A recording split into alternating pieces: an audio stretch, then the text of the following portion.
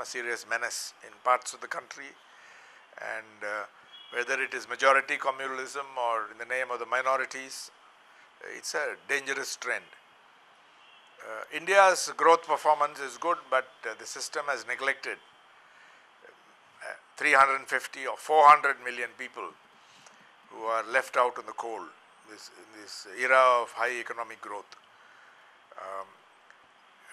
Our minister, Mr. Manishankar Iyer, has cited the figure 830 million Indians subsist on less than $2 a day, citing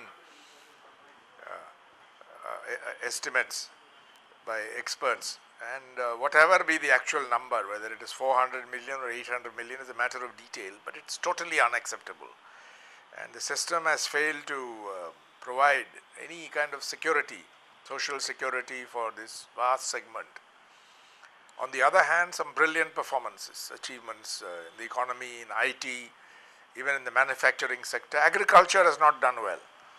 It's been neglected, and Professor M.S. Swaminathan, who is, I think, the top expert in the field of not only agriculture but food policy, or what he calls sustainable development, has been calling attention to it in his own way for the last several years. He headed the National Farmers Commission and put forward, the commission put forward a number of recommendations, and they've not really acted on it.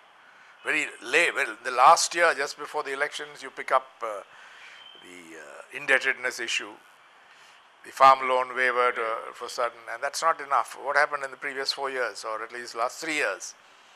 What happened after the report was given? These points were made even earlier.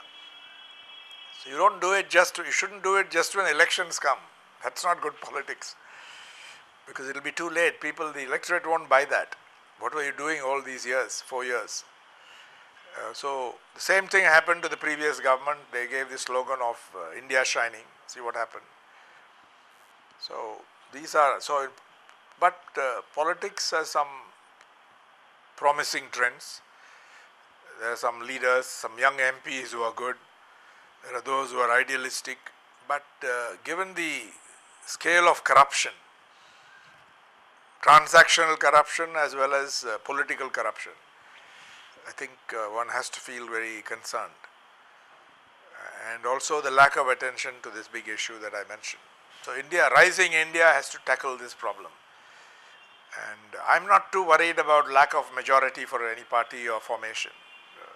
Let them struggle to come into power and to stay in power and to set themselves an agenda. It's hard work, but you don't deserve an easy ride given your performance. So they deserve